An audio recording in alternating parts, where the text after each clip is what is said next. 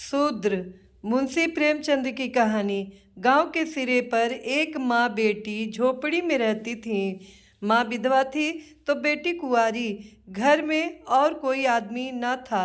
बेटी गौरा बाग से पत्तियां बटोर कर लाती तो माँ गंगा भाड़ झोंकती थी। इससे सेर भर अनाज मिल जाता तो दोनों खाकर सो पड़ती थीं। इसी से उनका गुजर बसर हो रहा था। हर माँ की तरह गौरा की माँ को भी हमेशा यही चिंता रहती थी कि किसी तरह उसकी बेटी की सगाई हो जाए। पति के मर जाने के बाद गंगा ने कभी दूसरा घर नहीं बसाया, ना ही कोई रोजगार शुरू किया था। तब भी माँ बेटी सुकून से रहती थीं। इस बात को लेकर गांव के लोगों पर माँ बेटी पर संदेह होता था। सबके मन में यही सवाल आता था कि दोनों स्त्रियां कोई धंधा नहीं करती, कोई मर्द भी नहीं है, तो फिर ये इतने आराम से कैसे रहती हैं। कभी इन्हें किसी के सामने हाथ फैलाते भी नहीं देखा। कुछ न कुछ गड़बड़ जरूर है। शूद्रों की बिरादरी बहुत छोटी होती है। 5-10 कोस से अधिक उनका दायरा नहीं होता। आखिर क्या कारण है कि कोई गौरा से शादी के लिए तैयार नहीं होता। गौरा की शादी के लिए माँ बेटी ने साथ कई तीर्थ यात्राएं की, उड़ीसा तक हो आए, लेकिन कुछ हल नहीं निकला। गौरा सुंदर और सुशील थी, लेकिन किसी ने उसे कुएं पर हंसते बोलते नहीं देखा था। उसकी निगाहें कभी ऊपर न उठती थी। उसकी यह हरकत गांव वालों के शक को और मजबूत करती थी। सभी को यही लगता कि कोई स्त्री इतनी सती कैसे हो सकती है। दिन गुजरते गए। गौरा की माँ चिंता में घुलती जा रही थी। उधर गौरा की सुंदरता, उसकी जवानी गांव वालों की नज़रों में चुभ रही थी। एक परदेसी गांव से दूर नौकरी की खोज में कलकत्ता जा रहा था। 10-12 कोस दूर पहुंचते उसे रात हो गई। उस समय वह एक गांव में पहुंचा था। वह लोगों से किसी कहार का घर पूछते हुए गंगा के घर पहुंचा। परदेसी को देख गंगा बहुत खुश हुई। गंगा ने उस परदेसी से उसका नाम पूछा तो परदेसी ने बताया कि उसका नाम मंगरू है। इसके बाद गंगा ने मंगरू का खूब आदर सत्कार किया। उसके लिए अच्छे पकवान भी बनाए। धीरे धीरे दोनों की बातचीत भी बढ़ने लगी। इसी दौरान शादी की चर्चा भी छिड़ गई।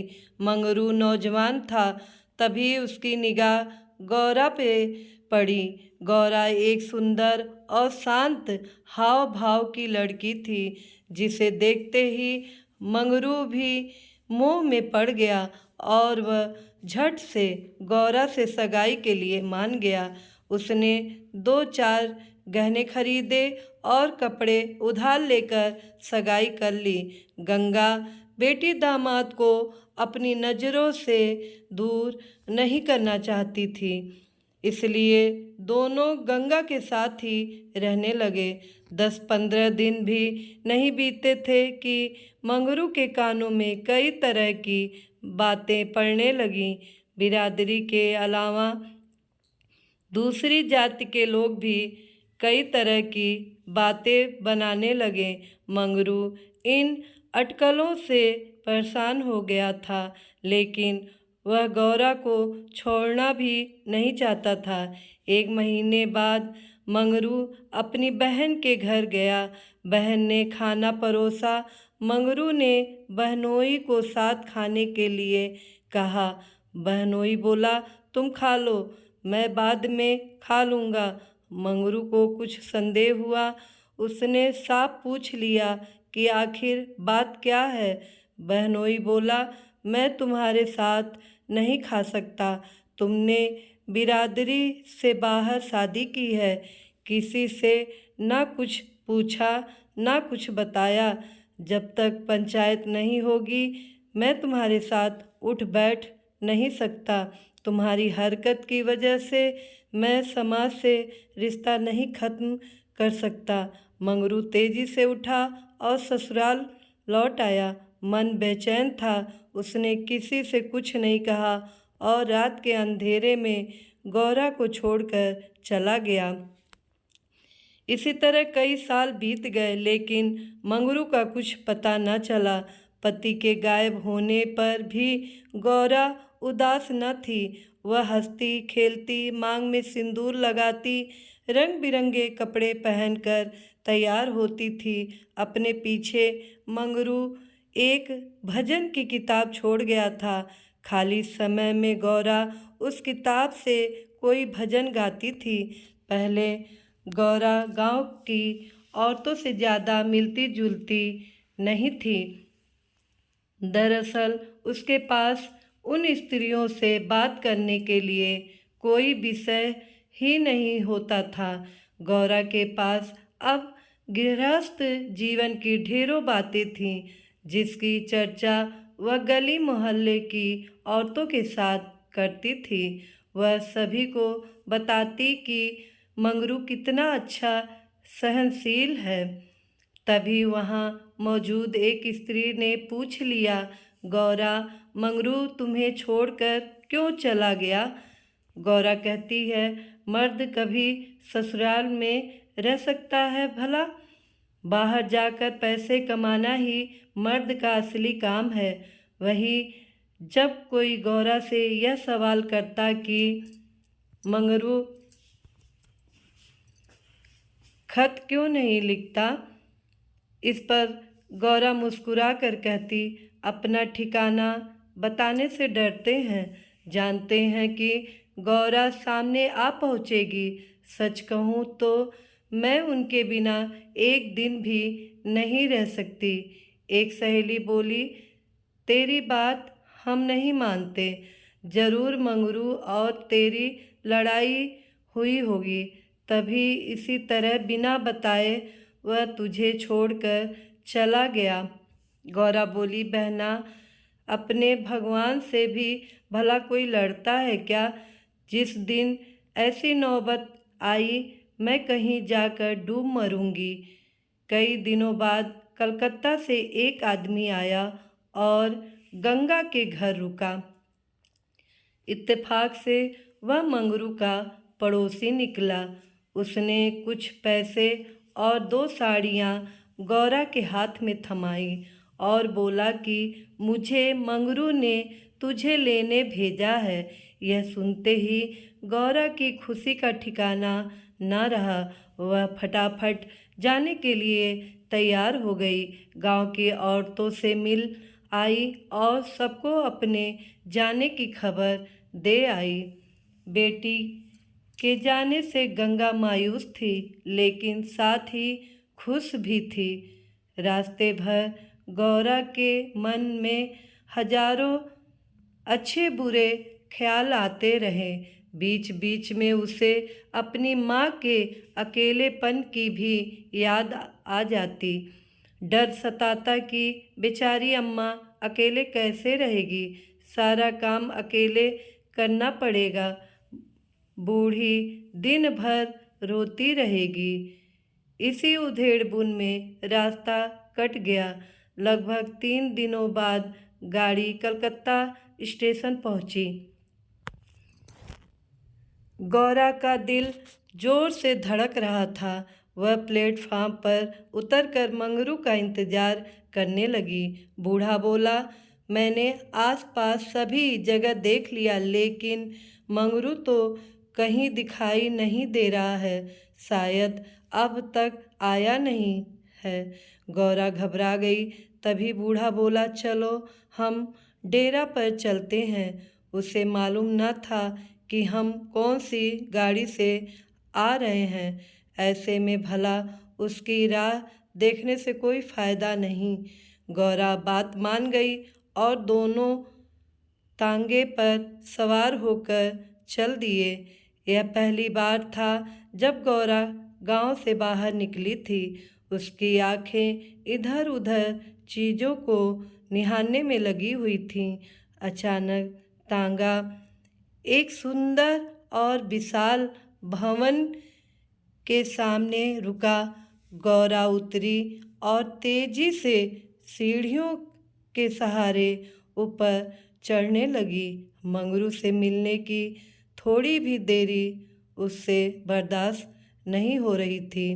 तभी बूढ़े ने पहली मंजिल के एक कमरे की ओर इशारा करते हुए कहा, यह मंगरू का कमरा है, जाओ, वह अंदर ही पड़ा होगा। गौरा अंदर गई, लेकिन कमरे में कोई न था। कोने में खाट और 4-5 बर्तन पड़े हुए थे। वह बाहर आई और बूढ़े को बताया। बूढ़ा बोला, मंगरू काम पर गया होगा, शाम को लौटेगा। यहाँ वह किराए पर रहता है। कमरे में मंगरू को न पाकर गौरा थोड़ी मायूस हो गई, लेकिन शाम को मिलने की सोचकर मुस्कुराई और साफ सफाई में लग गई। उसने कमरे में झाड़ू लगाया, बर्तन धोए, नहा धोकर शाम का इंतजार करने लगी। रात देखते देखते देर शाम हो गई, लेकिन मंगरू का अब तक कोई पता न था। गौरा का मन फिर घबराने लगा। घना अंधेरा छा गया था, परंतु कमरे में एक दीपक तक न था।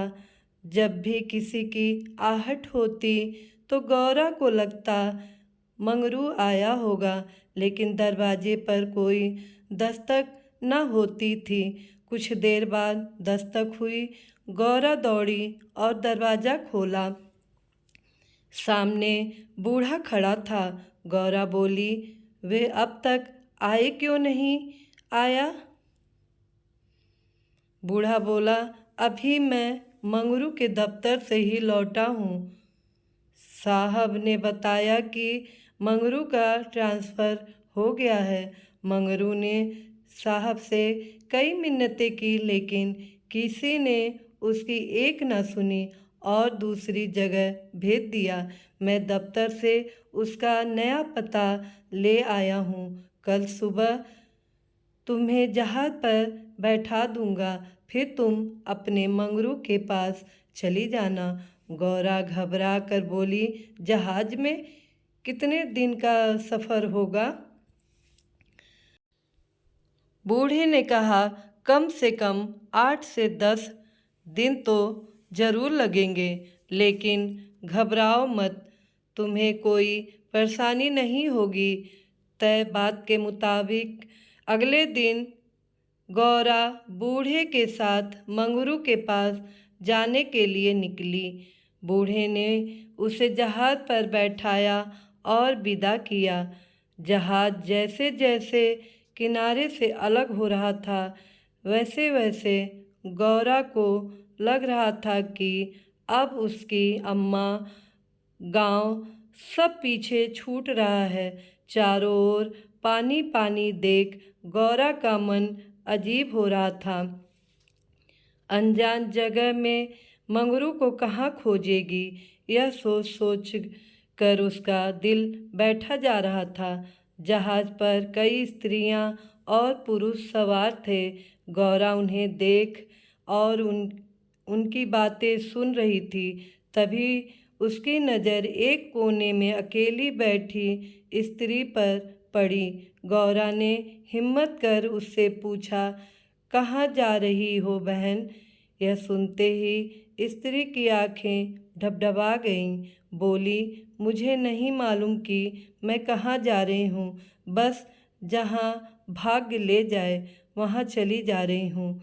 तुम कहाँ जा रही हो? गौरा बोली, मैं तो अपने मालिक के पास। स्त्री झट से बोली, बहन, कोई तुम्हें बहला फुसला कर लाया है। तुम किसके साथ यहाँ आई? गौरा ने कहा, मुझे एक बूढ़ा ब्राह्मण यहाँ बैठा गया। मैं तो अपने पति से मिलने कलकत्ता आई थी। स्त्री बोली। किनारे पर जो लंबा दुबला पतला सा बूढ़ा था, जिसकी एक आँख फूली हुई थी, वही? गौरा। हाँ बहन, वही। स्त्री बोली। बहन, उसी दुष्ट ने मेरा जीवन बर्बाद किया है। भगवान करे उसकी 7 पुश्तों को नरक नसीब हो। उस कपटी के कारण मैं किसी को मुंह दिखाने लायक नहीं रही। अब जा रही हूँ मिस्र देश, वहीं मेहनत मजदूरी करके गुजर बसर करूँगी। यह सब सुनकर गौरा के मुंह से बोल न फूटे। वह सोचने लगी कि अब क्या करूँगी। उसे अपनी माँ, अपने गांव, सहेलियों की याद आने लगी। कुछ क्षण बाद हिम्मत करके बोली, अब क्या करें बहन? स्त्री बोली। अब यह तो वहाँ पहुँचने के बाद ही मालूम चलेगा। यह कहते कहते वह जोर जोर से रोने लगी और अपना दुख बताने लगी। गौरा ने हिम्मत दी तो स्त्री ने बताया कि शादी के तीसरे साल में उसके पति की मौत हो गई। पति के ख्यालों के साथ वह किसी तरह जी रही थी कि एक रोज़ पापी बूढ़ा भेष बदलकर भिक्षा मांगने आया। उसने सन्यासी का रूप धारण किया हुआ था। मैं उसके जाल में फंस गई और आज मेरी यह दुर्दशा है। इसने मुझे पति से मिलवाने का लालच दिया। मैं बेवकूफ़ पति से मिलने की चाह में इस बहरूपिया की बात में फंस गई और इसके साथ चल दी। आगे की कहानी मुझे नहीं मालूम। अगले दिन जब मुझे होश आया तो मैं घर भी नहीं लौट सकती थी। अब बूढ़ा मुझे यहाँ ले आया और जहाज़ पर छोड़ गया। स्त्री की बातें सुनकर गौरा को समझ नहीं आ रहा था कि वह क्या प्रतिक्रिया दे। वह बिल्कुल मौन हो गई थी। मंगरू से मिलन का सपना एक झटके में टूट गया था। गौरा को इस हाल में देख स्त्री बोली, भगवान पर भरोसा और साहस रखो बहन। हिम्मत पाकर गौरा बोली, मुझे अब तुम्हारा ही सहारा है। मैं और तुम दोनों अब साथ ही रहेंगे। स्त्री कुछ न बोली। दोनों एकटक नीले आकाश की ओर निहारने लगी। कई घंटों बाद जहाज किनारे पर पहुंचा। सभी यात्री उतरने लगे। तट पर मौजूद एक आदमी सभी यात्रियों के नाम लिख रहा था। अब गौरा के उतरने की बारी आई। जैसे ही उसने पाँव नीचे रखा, वह चौंक गई। उसके शरीर में करंट दौड़ गया। वह जड़ बन गई। न कुछ बोल पा रही थी और न ही पीछे से आवाज़ दे रहे यात्रियों की बात सुन रही थी। ऐसा लगा मानो दुनिया रुक गई हो। गौरा के सामने वह दृश्य था जिसकी उसने उम्मीद छोड़ दी थी। तट पर खड़ा व्यक्ति जो यात्रियों के नाम लिख रहा था, वह कोई और नहीं बल्कि मंगरू था। गौरा इस क्षण 7वें आसमान पर थी। उसकी खुशी छिपाए नहीं छिप रही थी। मंगरू ने अपना हाथ आगे बढ़ाया। गौरा ने प्रतिक्रिया न दी। इतने में यात्रा के दौरान मिली स्त्री ने गौरा को कोहनी मारी। गौरा लड़खड़ा गई। मंगरू ने उसे थाम लिया। स्त्री, क्या हुआ? इस आदमी को पहचानती हो? गौरा बोली, बहुत अच्छी तरह से। यही तो वे हैं जिनसे मिलने के लिए मैं घर से निकली। स्त्री बोली, अच्छा, तो ये तुम्हारे पति हैं? अब तो तुम मेरे साथ ना आओगी, मुझे भूल जाओगी। गौरा बोली, क्या ऐसा भी हो सकता है भला? तुमने मुझे सहारा दिया है। मंगरू इन दोनों से दूर अपने काम पर लगा हुआ था। वह यात्रियों से जानकारियां जुटाने में व्यस्त था। गौरा कोने में खड़ी मंगरू को निहार रही थी। कुछ देर बाद उसका काम खत्म हुआ और वह गौरा के पास आया। मंगरू, तुम कौन हो? क्या नाम है तुम्हारा और कहाँ से आई हो? गौरा मंद मंद मुस्काई और बोली, गौरा नाम है हमारा, मदनपुर बनारस से आए हैं। मंगरू ने उसका हाथ थाम लिया और आंखों में आंसू लिए बोला, भला तुम यहाँ आई कैसे? गौरा ने उसके आंसू पोंछे और चौंक कर बोली, तुमने ही तो बुलावा भेजा था, सो मैं आ गई।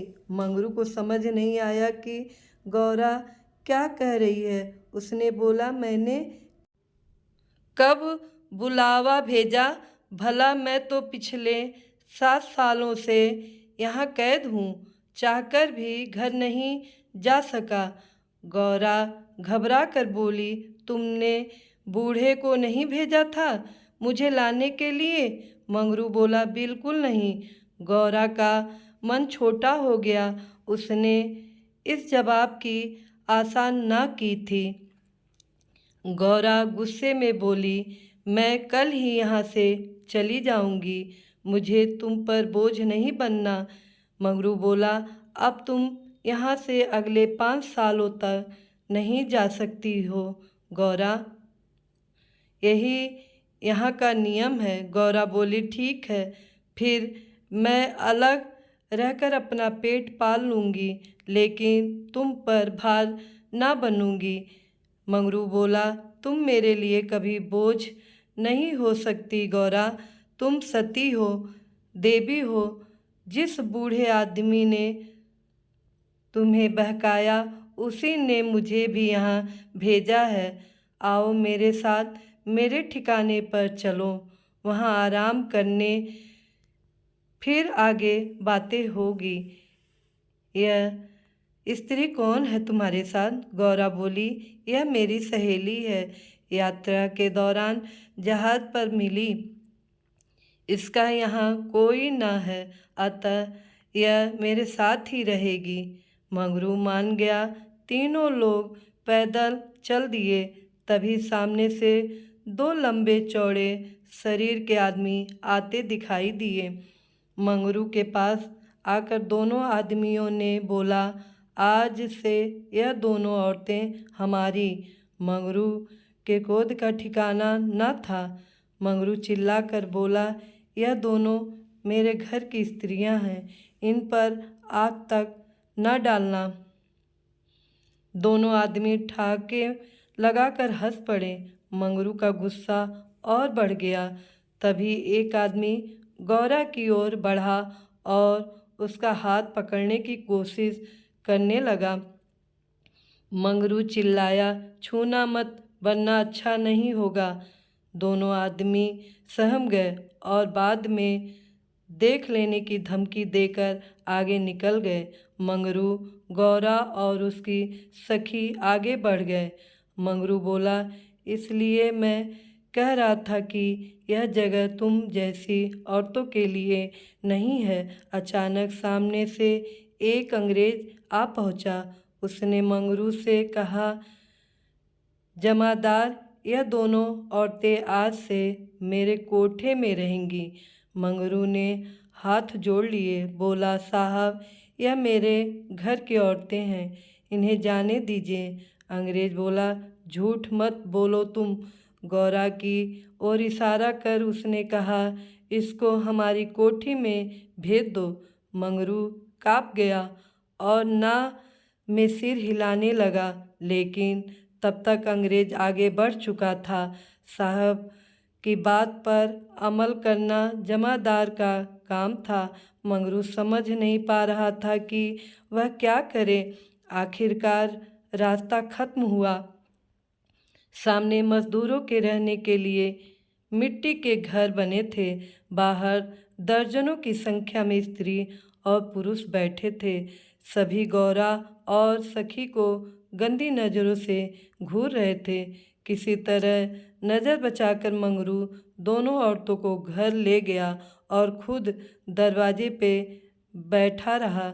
दोनों स्त्रियां कमरे के भीतर अपने भाग को कोसती तो मंगरू दरवाजे पे बैठा रखवाली करता रहा। किसी तरह रात बीती। अगले रोज दिन किसी तरह कट गया। रात के करीबन 10 बजे दरवाजे पर दस्तक हुई। मंगरू निकला तो देखा सामने सिपाही खड़ा है। सिपाही बोला, चलो तुम्हें साहब ने बुलाया है। मंगरू बोला, भाई तुम हमारे देश के आदमी हो, मुझ पर मुसीबत आन पड़ी है, मदद करो। जाओ साहब को कह दो कि मंगरू घर पर नहीं है। सिपाही बोला, ना बाबा, वह बहुत गुस्से में है, मैं ऐसा कुछ नहीं कह सकता, तुम साथ चलो। मंगरू के पास कोई चारा न था, वह सिपाही के साथ निकल गया। मंगरू को सामने देख साहब जोर से चिल्लाया, वह औरत कहाँ है? कल तुम उसे मेरे कोठे पर क्यों नहीं लाए? मंगरू ने हाथ जोड़ लिए और बोला, वह मेरी पत्नी है साहब। साहब बोला, वह दूसरी कौन थी फिर? मंगरू, मालिक वह मेरी बहन है। साहब गुस्से से बोला, हम कुछ नहीं जानते हैं, तुम उन दोनों में से किसी एक को लेकर आओ जल्दी। मंगरू साहब के पैरों में गिर गया और रोने लगा, लेकिन साहब का दिल नहीं पसीजा। उसने आदेश दिया, जल्दी एक स्त्री को लेकर आओ, वरना तुम्हें कोड़े पड़ेंगे। मंगरू कोड़े खाने को तैयार हो गया। साहब नशे में था, उसने न आव सोचा न ताव। हंटर निकाला और कोड़े बरसाने शुरू किए। मंगरू की चीख निकल आई। साहब उसे लगातार कोड़े मारते रहे, लेकिन वह अपने घर की औरतों की इज्जत देने को तैयार न हुआ। उसने अपने प्राण त्यागना बेहतर समझा। इधर गौरा और सखी कमरे में बैठे मंगरू की बाट देख रही थीं। उन्हें क्या पता कि मंगरू पर क्या बीत रही थी। अचानक किसी के चीखने रोने की आवाज़ सुनाई पड़ी। कान लगाकर सुना तो कलेजा मुंह को आ गया। यह मंगरू की आवाज़ थी। गौरा दौड़कर दरवाजे पर पहुंची। मंगरू की आवाज़ सुनकर उससे रहा न गया तो आवाज़ के पीछे दौड़ गई। फाटक खुला था। गौरा, कोई है, कोई है, आवाज़ देने लगी, लेकिन जवाब न मिला। वह अंदर जा पहुंची। सामने मंगरू खुले बदन लहूलुहान हुए खड़ा था और अंग्रेज उस पर चाबुक बरसा रहा था। गौरा से यह सहन नहीं हुआ। वह दौड़कर मंगरू से लिपट गई और बोली, इनके बदले जितना चाहो मुझे मार लो, लेकिन इन पर दया करो। अंग्रेज खुश होकर गौरा से बोला, तुम यहाँ मेरे पास रहोगी तो मैं इसे छोड़ दूँगा। गौरा बहुत असहाय महसूस कर रही थी, कुछ न बोली। वहीं मंगरू दर्द से कहरा रहा था। जिस साथ के लिए वह यह सब कर रहा था, उसकी आँखों के सामने वह उससे छू रहा था। गौरा ने दिल पर पत्थर रखकर कहा, मुझे तुम्हारी शर्त मंजूर है, लेकिन अपने पति के स्वस्थ होने के बाद मैं तुम्हारे पास आऊँगी। अंग्रेज बात मान गया। उसने मंगरू पर अत्याचार बंद किया और सिपाही को उसे अस्पताल में भर्ती कराने का आदेश दिया। मंगरू को अस्पताल ले जाया गया। गौरा भी उसके साथ थी। इलाज के दौरान गौरा एक क्षण के लिए भी मंगरू के सामने से नहीं हटी। 4 दिनों के इलाज के बाद मंगरू ने आंखें खोली। तय शर्त के मुताबिक अब गौरा को मंगरू का साथ छोड़ अंग्रेज के पास जाना था। यह उसे मंजूर नहीं था। ऐसे में उसने मरना बेहतर समझा। अस्पताल के बाहर नदी की धार बह रही थी। गौरा जाकर उसमें कूद पड़ी। आनन फानन में एक अस्पताल कर्मचारी दौड़ा, मंगरू के पास आया और गौरा के नदी में कूदने की सूचना दी। मंगरू की आंखों के सामने अंधेरा छा गया। उसे कुछ समझ नहीं आया। दौड़कर नदी के सामने पहुंचा और छलांग मार दी। जीते जी जो कभी साथ नहीं रह पाए, अब वे दोनों परलोक की यात्रा में साथ जा रहे थे।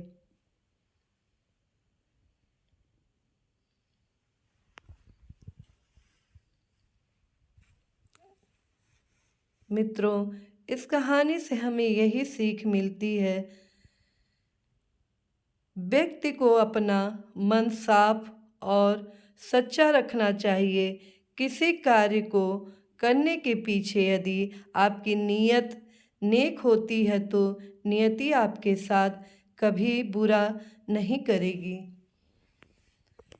अगर आप सबको कहानी पसंद आई हो तो लाइक कीजिएगा, कमेंट कीजिएगा, ज़्यादा से ज़्यादा शेयर कीजिएगा और हमारे चैनल को सब्सक्राइब कीजिएगा। साथ में बेल आइकन बटन को प्रेस कीजिएगा ताकि हमारे नए कहानियों का नोटिफिकेशन आप तक सबसे पहले पहुँचे।